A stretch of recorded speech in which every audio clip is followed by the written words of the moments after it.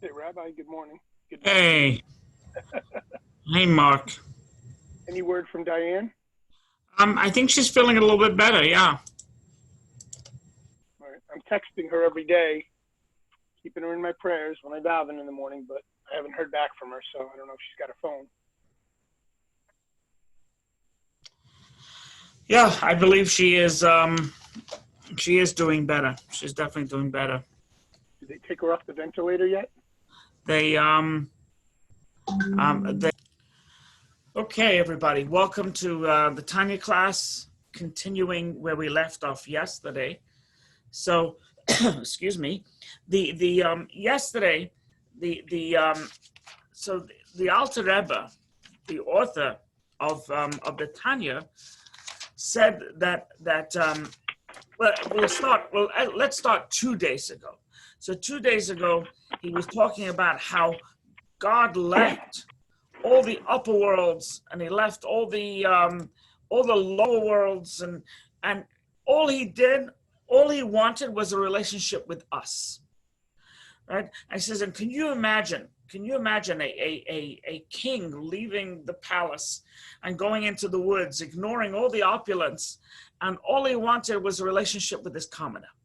So it's the same type of idea, is where God, he left the ministering angels, and he left all the opulence and different hierarchies of angels, and he wants a relationship with us. So that was 2 days ago. Yesterday, the Alter Rebbe was talking about the concept of Kiddishanu, that God sanctifies us with his mitzvahs. He makes us holy.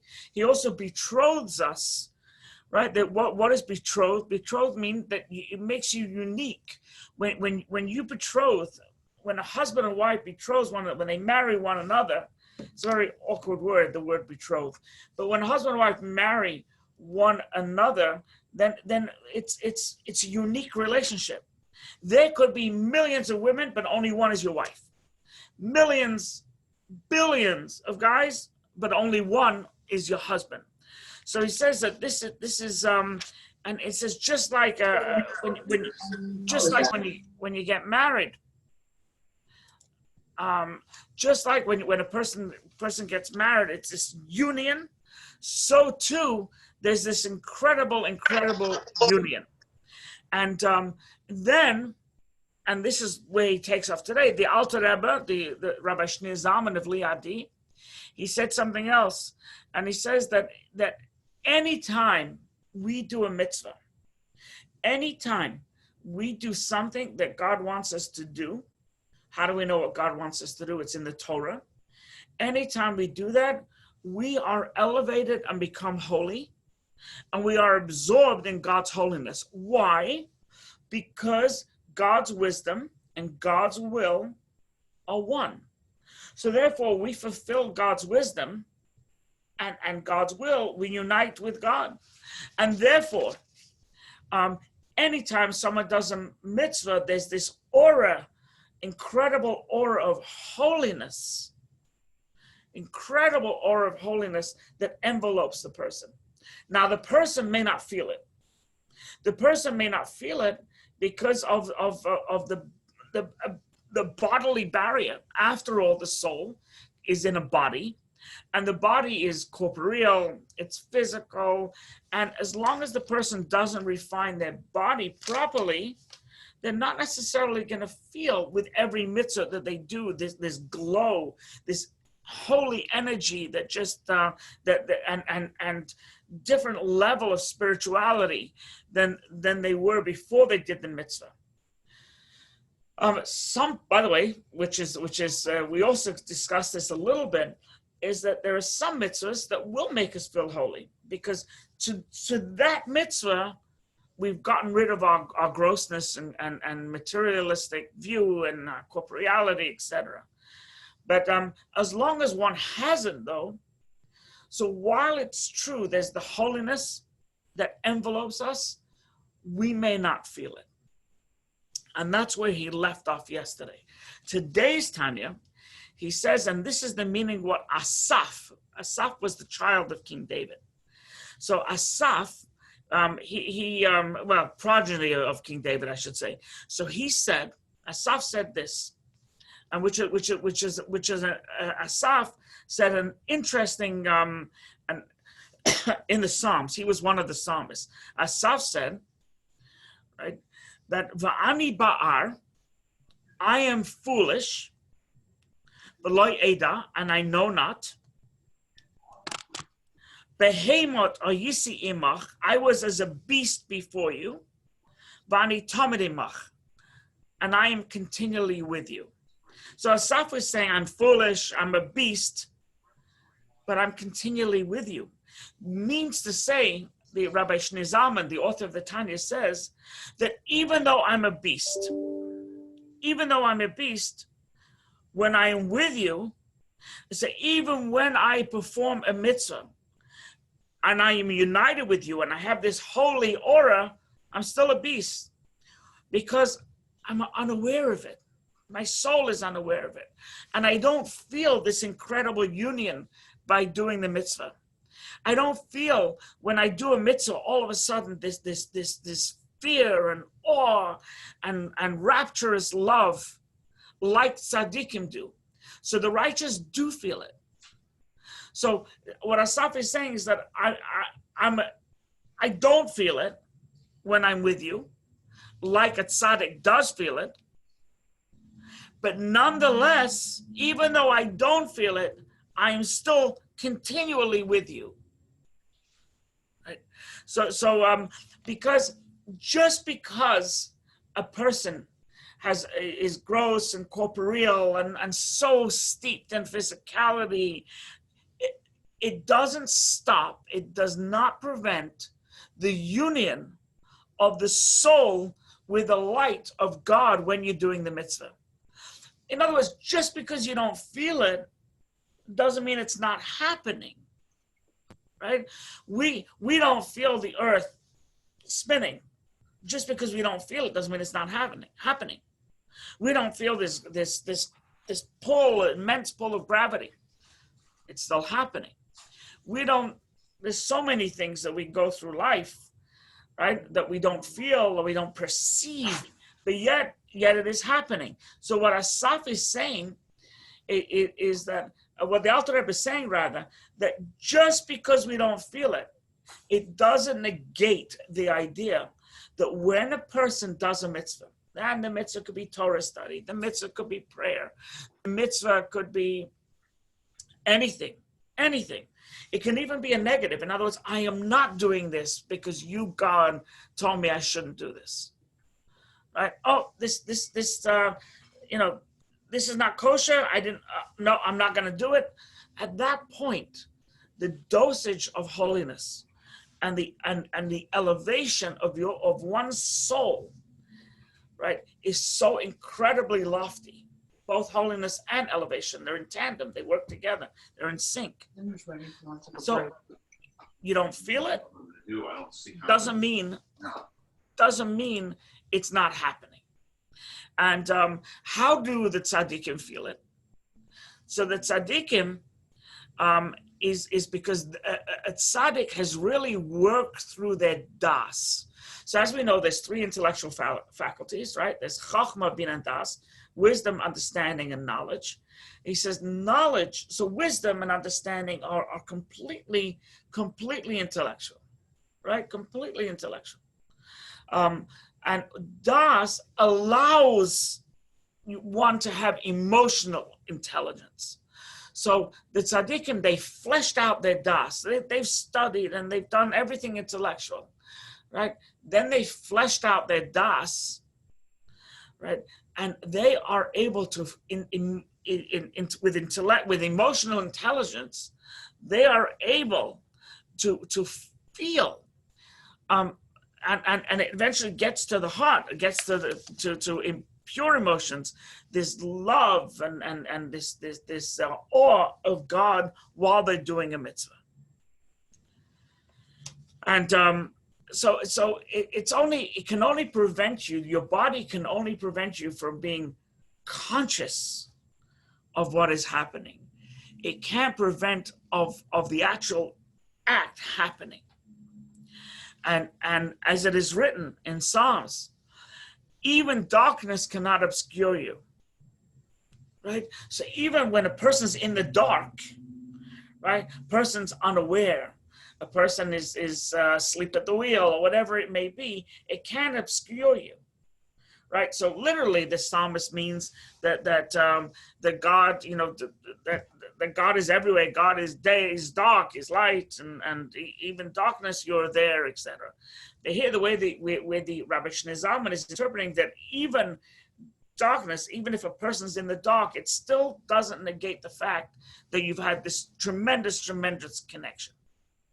Now he turns it on its head, and he says, "Ubezeh, since every Jew who performs a mitzvah is granted unity," right? And at the same level as a tzaddik. The difference is a tzaddik feels it, conscious of it, basks in it, whereas someone who's not a tzaddik won't feel it as much, or maybe not at all. Depends on the level. There's infinite levels of attachment to God. Some are beginner levels, some are intermediate, and the tzaddik is advanced, right? So he says, so the reverse is also true. Since the bottom line is that it's there, that unity is there, whether you feel it, whether you don't feel it, that unity, that holiness is there. So he says, unfortunately, the same is true in the reverse.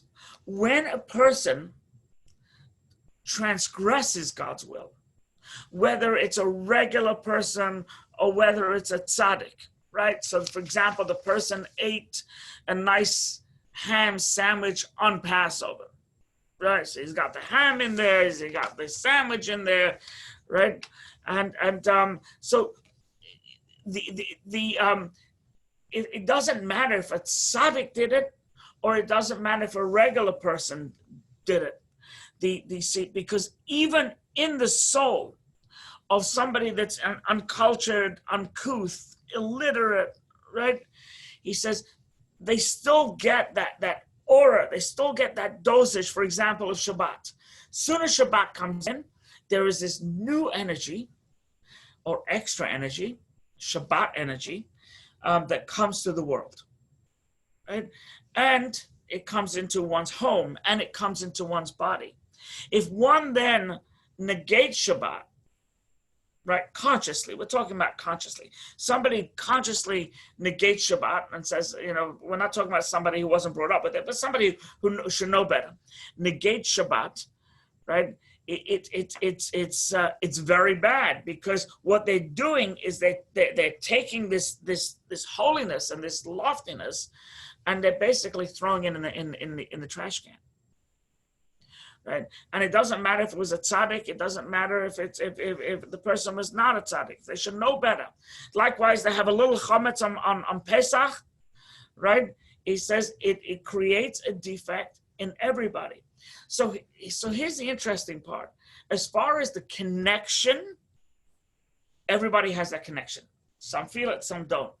As far as the disconnection, when we transgress God's will consciously, we're not talking about an error. We're not talking about a lack of knowledge. We're talking once again, and the Rebbe makes that very clear, by the way, which is a fundamental.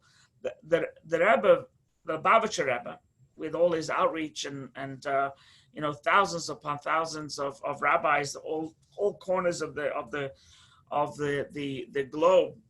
I just saw an advertisement, by the way. Maybe I should do it. It says looking for a Chabad rabbi to start up in Bangladesh. So maybe I will be very good there.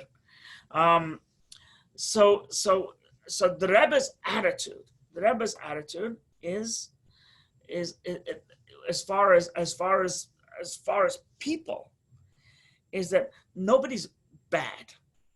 Nobody's a rotten person. Perhaps there's a select few, right? So you have a Bernie Madoff, maybe, for example, a bad apple, a psychopath, right? But for most people, it's perhaps they didn't know enough, or perhaps they didn't have the opportunity.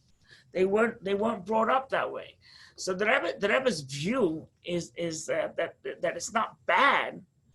It's just that person has to connect, and therefore he sent shluchim to help them connect. He sent the rabbis all around the globe, but the bottom line is we all have the same Torah, right? We all have the same Torah, so that's for good, for connection, and for disconnection. We're all in the same boat. We're all in the same boat. So we have to assure, whether we have to acknowledge whether we feel or not we connect, and whether we feel it or not, if we transgress God's will, we disconnect. It doesn't matter where you are on the totem pole. You either connect or disconnect. And the goal, of course, is to connect more than you disconnect. That's obviously the goal. The Rebbe's approach, by the way, was very mitzvah oriented. Right? Do a mitzvah. Just do a mitzvah. And when you've done that mitzvah, great. Do another mitzvah. Right? Connect as much as you can. So bottom line, whether you feel the sanctity, you don't feel the sanctity, but right? And if you don't feel the sanctity and you kind of like a beast, nevertheless, through the performance of a mitzvah, the beast is unified with God to the same degree as the greatest tzaddik would be unified with God. Right? And that's what it means. I was as a beast before you, but yet we connected. I'm continually with you. Right? Now the Alter Rebbe says, why did Asaf say behemoth, plural? It seems from the context of the Tanya, it should say behemah. It should say behemah. Why does it say behemoth? So he says, so the Alter Rebbe explains that it doesn't matter, right, whether you've tapped into God in a lofty level, or you tapped into God with not such a lofty level, right? As far as God, everything, the entire cosmic evolution for God, from God's perspective, is like a beast. So because it says God created the world with Chachma. Chachma is the loftiest level, and action created, right, making is the lowest level. If you think about it, you have your thought, speech, heart, then action. So Chachma is the highest, right? Wisdom is the highest. And remember, when we talk about God's wisdom, we talk about this lofty level of wisdom. But so God created the world with wisdom. So because it's created, because this is part of the cosmic evolution, so he says that it doesn't matter. It doesn't matter if the person connects on the loftiest level, Das Elyon, the highest level of love, feels it, etc., or doesn't. It's still, as far as God is concerned, it's a low level. And that's why Asaf uses behemoth, lofty level, not lofty level. It's still a beast. compared to God. And once again, I mean, compared to God, there's nothingness ultimately, right? There's just nothingness. So somebody could be a fool, someone could be a beast, not sensing the incredible spiritual reaction that happens when they do a mitzvah. But even so, you attain this lofty level of connecting with Das of Atzilus, right? You connect with an incredible lofty level. But as far as God is concerned, once again, it's still low on the food chain. But from our perspective, it's the loftiest we can be. It's the loftiest we can be. We may not feel it, but it is incredible opportunity. So when do we feel it? When do we feel it? So many people have this supra-rational connection with God on Yom Kippur.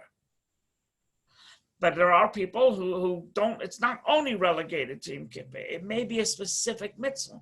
They may feel good helping somebody. They may feel so inspired and godly by just helping somebody across the street.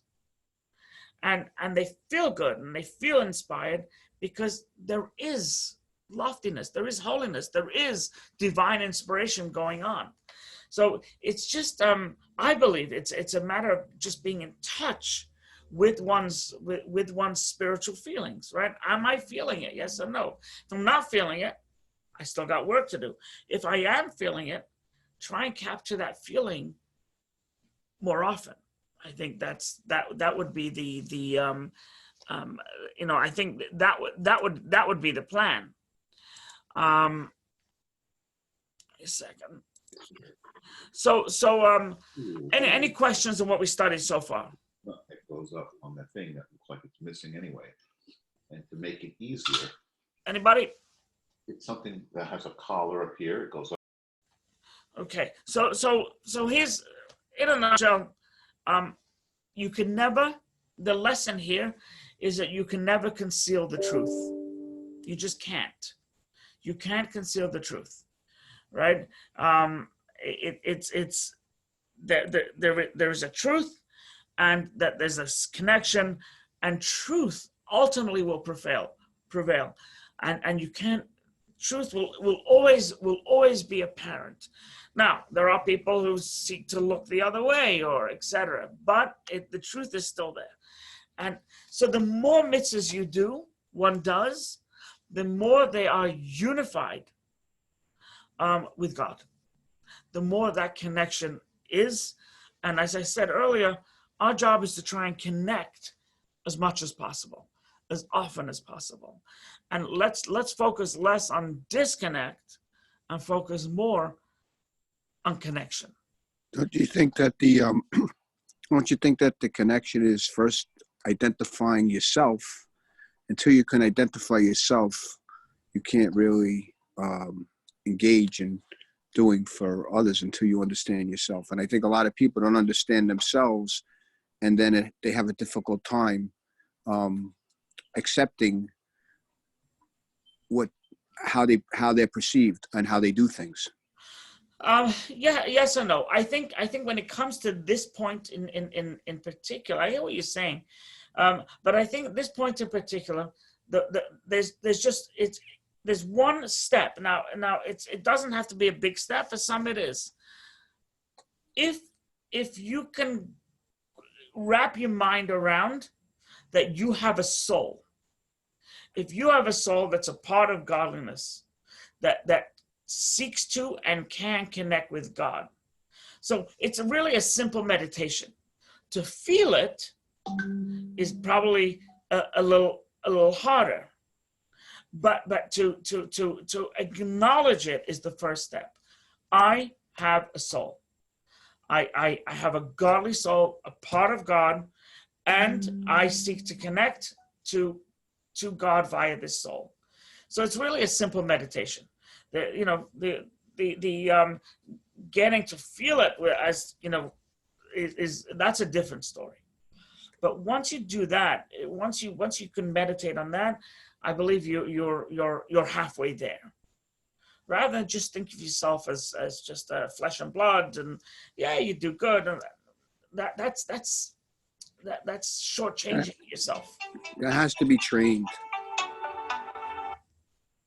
Has to be trained. What I was trying to say is that you have to take those steps, like you're saying, is connecting to you into davening or praying or doing a mitzvah. Every time you take the extra step, you can improve that step. And what I was saying to you is, if you continue on that basis in a positive position, you're able to be able to conquer things that you normally wouldn't do. You know what I'm saying? By letting yourself be open-minded more to do these things. Of course, absolutely. Any other questions? Okay, so God bless. We will. I would like to thank Robin for giving a gardening class. It's all her gardening class part 2 is online. It's going to be online shortly. This class will be online. Tomorrow we finish our kosher course at 1:00. Tomorrow is going to be keeping kosher while traveling. And I know we're quarantined and isolating and etc. So we're not even thinking of traveling, but it's being recorded. So it's when we eventually travel in 2027, we will, you'll be able to reflect on some kosher tips. Have a great night. Thank you so much, Rabbi. Thank you, Rabbi. God bless. Thank you, Rabbi. Stay healthy, guys. Right? Too. Bye.